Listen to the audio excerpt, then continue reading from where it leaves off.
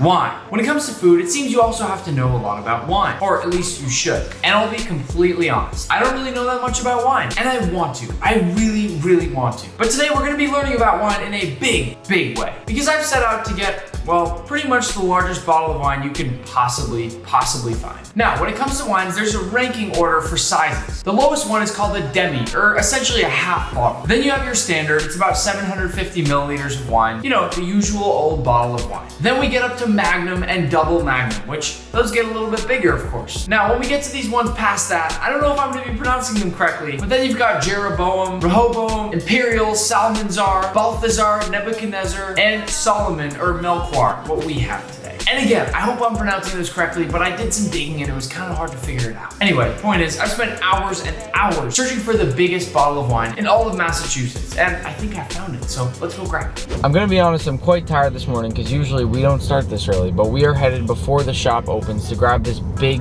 giant 18-liter bottle of wine. I know it sounds crazy, and it's going to be crazy, and to be honest with you, I don't even know what this thing's gonna look like. But what I will say is that I'm wildly excited. So let's get to that shop, let's grab that wine, and let's go back and make some early morning duck. We have just gotten here to this wine shop. I'm super excited because they were the only place in seemingly all of Massachusetts to actually have this bottle of wine that I'm looking for. So I had this bottle for me. This is from 1870? Yeah, it's Porto. My wife's family's from Galicia originally, so we always fly into Porto. We spend a lot of time there. I have one of the only white ports from 1935. The Crew, 61, 70, 82, arguably the three best vintages ever. Wow. Here's yours. It's the biggest bottle I've ever seen or used in real life or in a event. Oh, it's heavy. Yeah. It's 18 liters. It's literally the largest bottle I've ever seen in person. Close to 100 pounds. How much would this bad boy set you back? Close to 3 grand. 3 grand. So yeah. This or a small car. And you could just go back and drink this whole thing in one sitting. 2 of us, I would say. 2 of us would probably Two can people handle it, would right? be fine. Maybe invite Manny in. Maybe invite Manny. If we're being conservative. Should we bring it up? Yeah. Let's do Let's it. go. All right, let's go. Luckily, it is manageable at least to carry. It's a good start to Friday morning. Yeah, this is great, right? You're good to go. So nice to meet you. Thanks for coming in early. Nice to meet you too, man. Yeah. You need a hand? No, that's all. All right, Manny. Ready? Yeah. Manny, turn that off. Well, it just so happened that, oh my God, we got the biggest bottle of wine you can possibly get. Scoot aside for a second, buddy. I'm at a loss for words. As you can see, the wine bottle is quite literally wider than my actual head. This can be easily backed by the fact that I can very simply hide behind it. Now, before you jump to any conclusions, no, I'm not gonna be drinking this whole bottle today in the video. Although that probably would be fairly entertaining for everybody. But instead, we're gonna be doing something very interesting. I'm sure you've all heard of a red wine reduction, right? That often pairs extremely well with things like red meat or what we're gonna be using today, which is duck. Now, I'm really excited because I haven't cooked duck yet on our channel, nor have I really played around with it on other channels at this point. So it's gonna be really fun to try something new. The idea here today is that as we focus on our duck and the other parts of our plate for this whole dish that we're gonna be creating, we are going to be letting this wine reduce all the way down to this one very concentrated red wine reduction. The idea behind that is that it's gonna have so much of that sugar, be so concentrated and potent, and ultimately be this amazing sauce for our duck. Reducing this is gonna take quite some time because that means letting off a lot of the water on here. And yes, that's gonna burn off all the alcohol, which is fine. We're doing this in the name of experimentation and cooking, and we'll still get all that amazing wine flavor that we have inside this bottle right here. So without further ado, let's figure out how to open this thing up because I'm not really even sure how, and let's get cooking. Now, to open this bottle of wine, of course, we have to do something cool. So we're gonna saber it. I'm not sure who here knows what that is, but basically I'm gonna slide my knife up and just crack the whole top off. So here we go. No, I'm not gonna saber it. God. We have to be careful with this thing. So whoever watching was just rooting for me to saber it, come on. Think about how much money we just spent on this thing. To start, I'm gonna come gently around the top with my knife, slowly digging into this wax. Because our goal here will be to peel off the top of that wax section, which will in turn expose that massive cork for us to take it off. Once we've got some leverage, I'm gonna come around and just peel off this wax piece all the way around. And then that makes it easy to take off that cap. And here we have our monster cork. At this point, we're gonna wedge in that bottle opener and start to twist. Actually, cut the cams for a second. Okay. I believe I can fly. I'm gonna twist in with our opener until those arms are just above horizontal and then push down. This is going to be extraordinarily difficult. After our first attempt, this is what we ended up with. An opener with a bunch of cork attached to it, and that's not good. This bottle of wine is gonna be a ton harder to open than I ever could have imagined. Unfortunately, my opener was too small, so this here is the aftermath. But we got the cork out with absolutely no cork left in the bottle, which honestly, I'm happy about because we didn't have the proper tools for this. We really didn't plan ahead for this. I mean, who can plan ahead for this? As you can see, our cork has that beautiful deep red color, which is great because this means the wine was resting properly. And by resting it such that the wine could touch the cork and continue saturating it, that ensures the cork remains swelled, which in turn keeps the bottle fresh and sealed. So this is fantastic. As for the actual wine bottle, let's all give ourselves a pat on the back right now because we actually opened this thing up. Here, cut the cameras for a quick sec.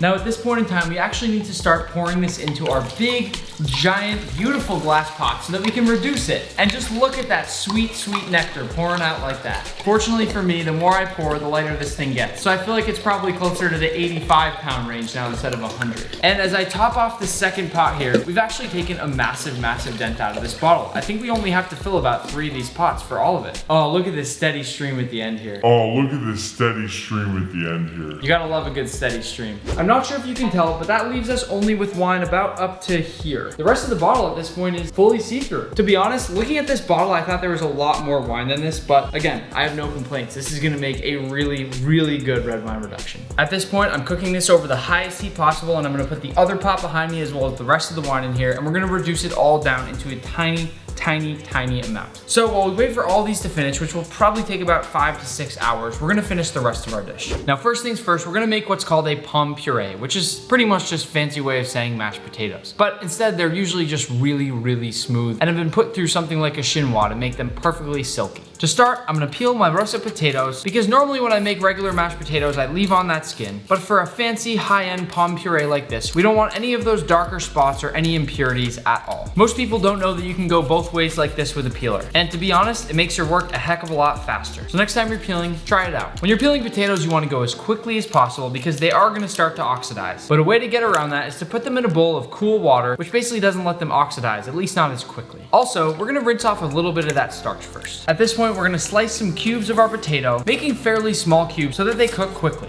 This is always a good trick that I use, because that way you're not waiting hours for your potato to cook. And once all our potatoes cubed, we're gonna put this right into some boiling water, where these are essentially gonna cook until they're nice and fluffy. But an absolute must here is to make sure you don't overcook these, because when they take on too much water, you will have a terrible, terrible puree. I can't give you a time here, but cook them until they're fork tender. Right here, I have a whole Muscovy duck. First, I'm gonna take out its neck because we're not gonna be needing this for this portion, but I'm gonna freeze this to save. What are you smiling about? What? Get out.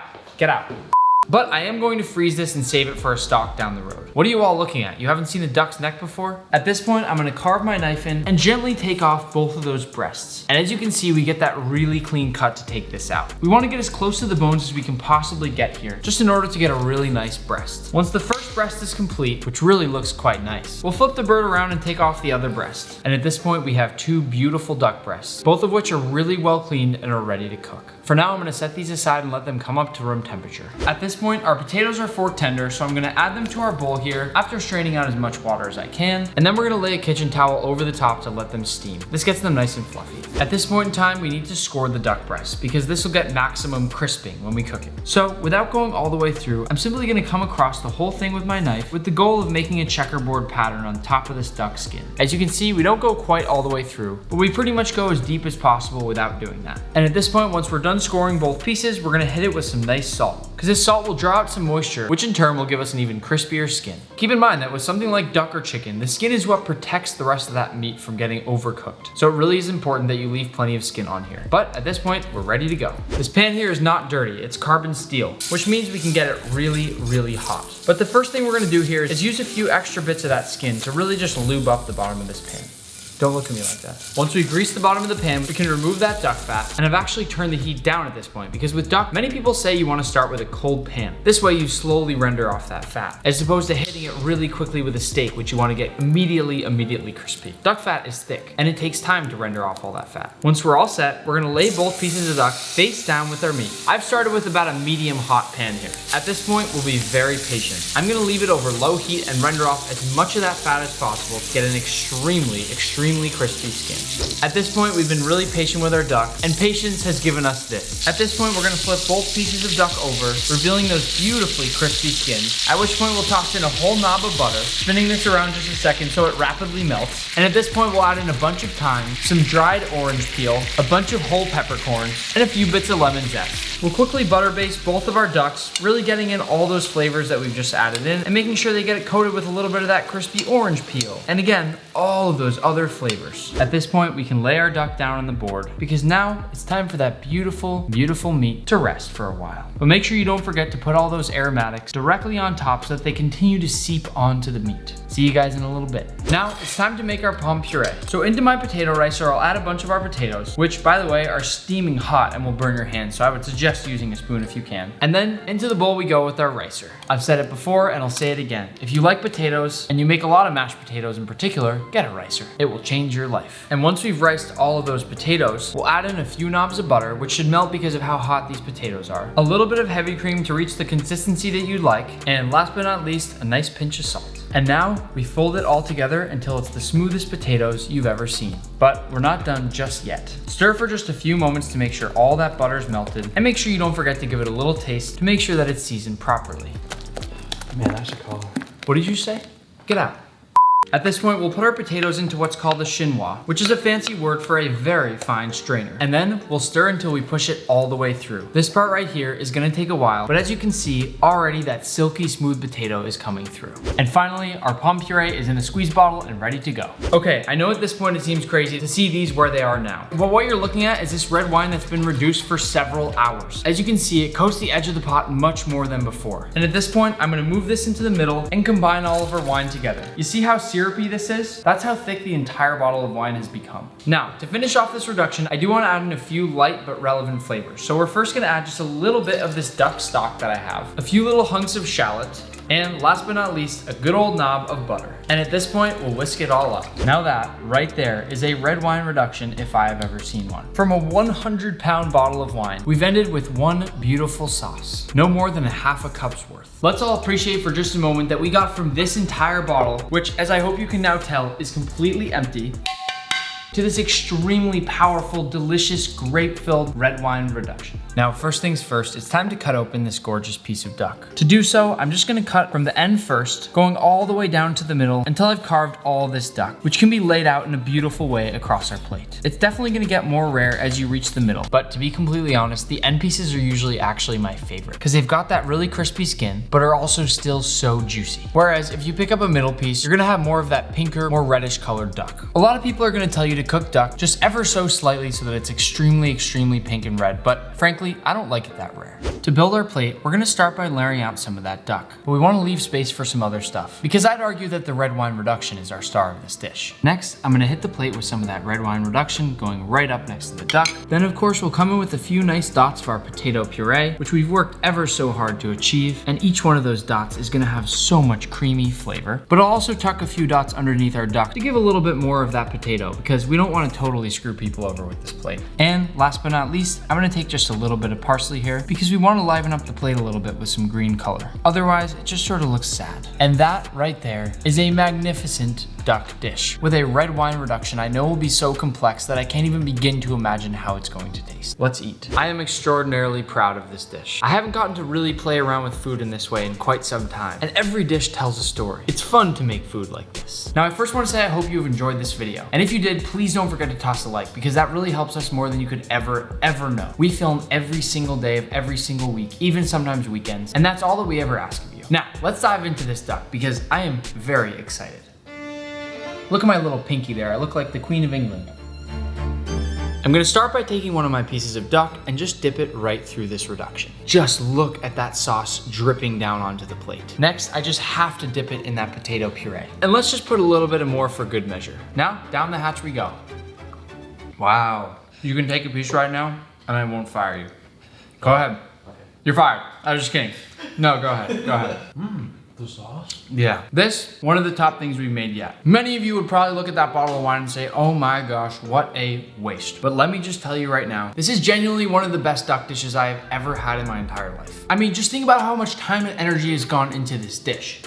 It's genuinely mind-blowing. I've licked the plate clean and all that stands is this one cute little herb. You don't often see me finish food like that, and this was really good. If you ever want to make something amazing at home, take a cheap bottle of red wine. Because if you calculate it out, this bottle that we bought, though expensive as a whole, was actually quite affordable by the bottle if you really calculate things out. Reduce that entire bottle of red wine, washing it carefully towards the end so you don't burn it, then mix in a little butter, shallot or onion, a little bit of chicken or duck stock, whatever you like, and pair it with whatever meat you want. It is seriously good. Thank you all for watching. Smack that subscribe button and the notifications icon if you want to. I mean, I wouldn't want you to miss anything like this. We got a few things up our sleeves for down the road. But again, thank you so much for watching and I'll see you soon.